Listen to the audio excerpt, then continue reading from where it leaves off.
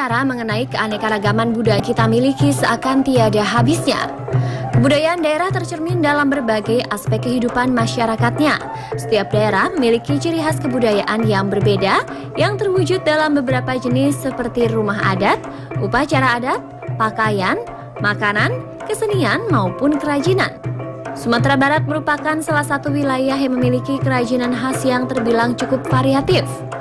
Budaya Minangkabau pun tercermin dalam bentuk kerajinannya. Beberapa waktu lalu, tim Spotlight mengunjungi beberapa pengrajin yang tersebar di wilayah Sumatera Barat dan berkesempatan untuk melihat proses pembuatan kerajinan tersebut. Dan inilah beberapa kerajinan yang berhasil kami liput.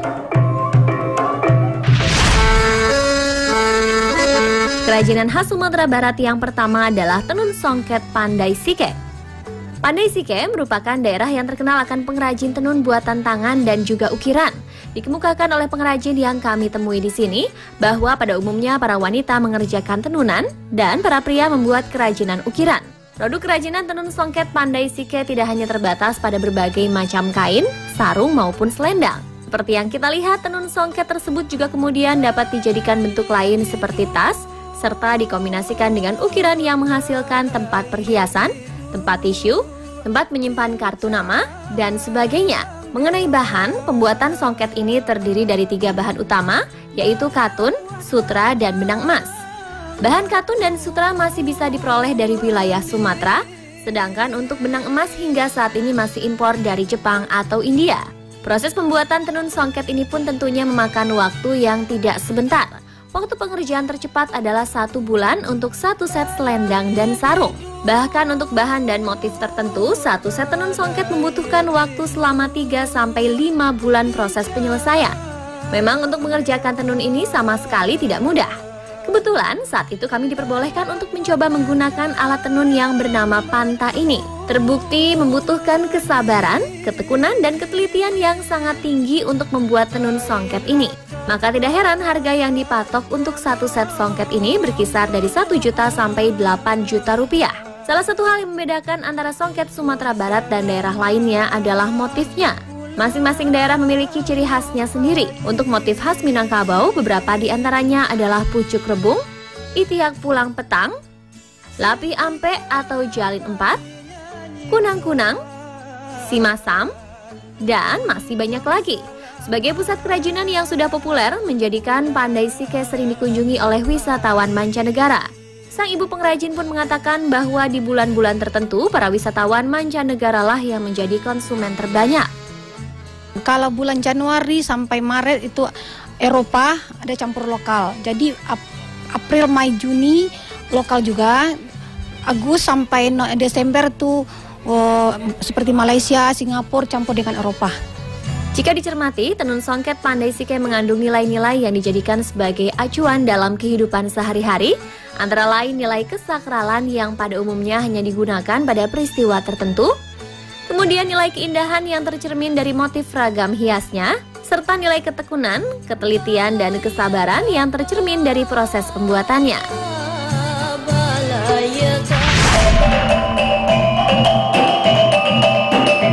Sudah sejak lama Sumatera Barat terkenal dengan bordir dan sulamannya. Namun sebenarnya, Tanah Minang masih menyimpan satu jenis kain yang tidak kalah indahnya, yaitu batik Tanah Liat. Kalau dilihat sekilas, batik ini tidak jauh berbeda dengan batik pada umumnya, misalnya batik yang berasal dari daerah Jawa. Sebagian besar warna dasar batik ini adalah coklat atau nuansa coklat dengan motif yang agak serupa. Namun, batik Tanah Liat memiliki keunikan tersendiri. Tanah Liat dalam bahasa Minang artinya adalah tanah liat. Jadi, tanah liat di sini digunakan sebagai media perendam. Awalnya, kain direndam selama seminggu dengan tanah liat, kemudian dicuci dan diberi pewarnaan alamiah lain yang berasal dari tumbuh-tumbuhan, seperti kulit jengkol, kulit rambutan, kulit mahoni, dan sebagainya. Proses pembuatan batik ini pun tak jauh beda detik Jawa pada umumnya. Tahap awal adalah proses pencetakan, tentunya untuk motif batik yang teratur. Selanjutnya pengisian atau mengisi motif-motif yang kosong dengan warna yang diinginkan. Setelah itu pewarnaan dengan tanah liat, di mana kain yang sudah dicetak dengan cetakan motif direndam ke dalam air lumpur tanah liat. Durasi perendaman tergantung dari ketebalan warna diinginkan.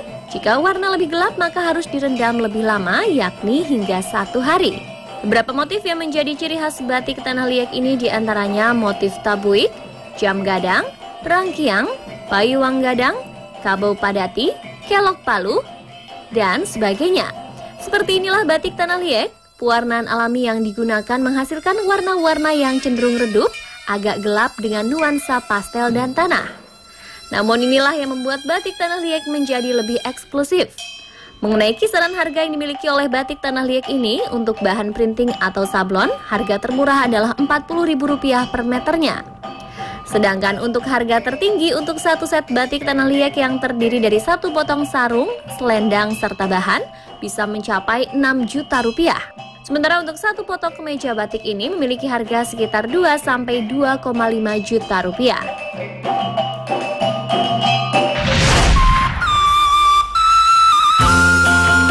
Kerajinan tangan Pariaman yang satu ini merupakan salah satu kerajinan khas Sumatera Barat yang wajib masuk koleksi Anda pecinta kerajinan tangan khas daerah.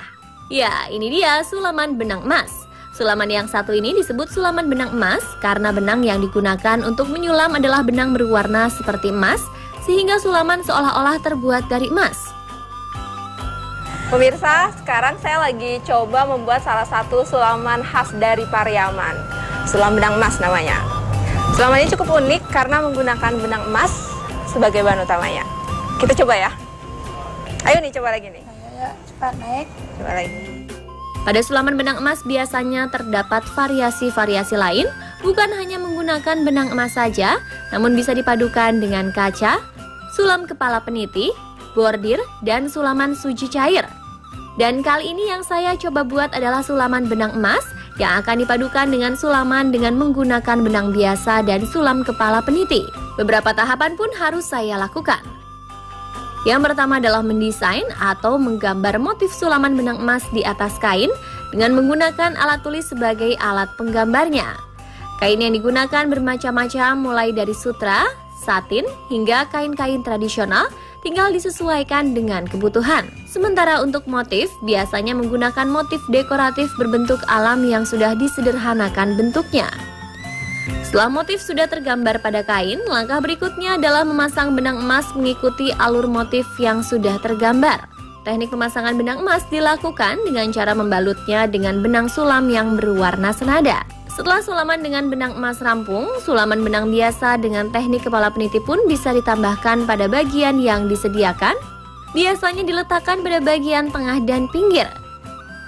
Nah, seperti inilah hasilnya pemirsa, sungguh cantik ya. Memang dibutuhkan kesabaran dan keahlian khusus untuk membuat sulaman ini. Dahulunya, untuk kesakralan dan keindahan, menyulam dengan teknik sulam emas seperti ini akan dilakukan para gadis yang hendak menikah. Mereka akan menyulam pakaian nikah mereka dan menggunakannya saat upacara pernikahan.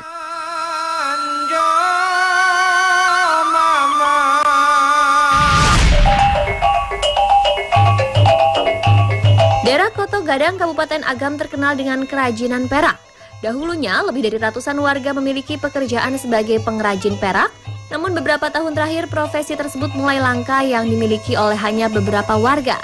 Bapak Zulkirwan, salah seorang pengrajin perak yang kami temui saat itu, sudah mendirikan usahanya sejak tahun 1986. Ia mengungkapkan bahwa dari proses pengerjaan sampai penjualan dilakukannya sendiri. Kami pun berkesempatan untuk melihat proses pembuatan kerajinan perak ini.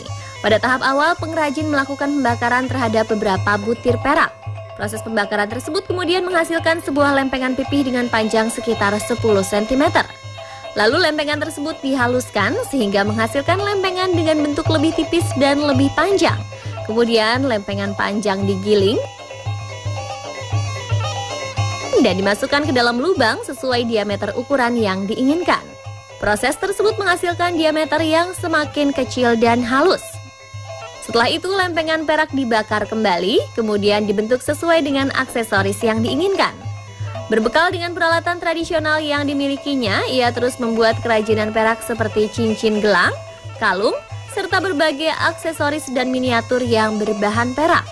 Pengrajin ini juga memperkirakan bahwa dalam sehari ia bisa menghasilkan sekitar 5 atau 6 buah cincin. Mengenai kisaran harga, pengrajin mematok harga mulai dari 100.000 hingga jutaan rupiah tergantung tingkat kesulitan. Diungkapkan bahwa perak bakar yang dikombinasikan dengan batu permata merupakan salah satu produk kerajinan yang menjadi favorit konsumen yang sebagian besarnya wisatawan mancanegara. Well, itulah tadi beberapa kerajinan khas Sumatera Barat. Semoga informasinya tadi semakin menambah kecintaan kita terhadap keragaman budaya bangsa, tetap setia melestarikannya hingga bisa terus dinikmati oleh anak cucu kita kelak. Musik dewasa ini tidak hanya digandrungi oleh orang dewasa saja.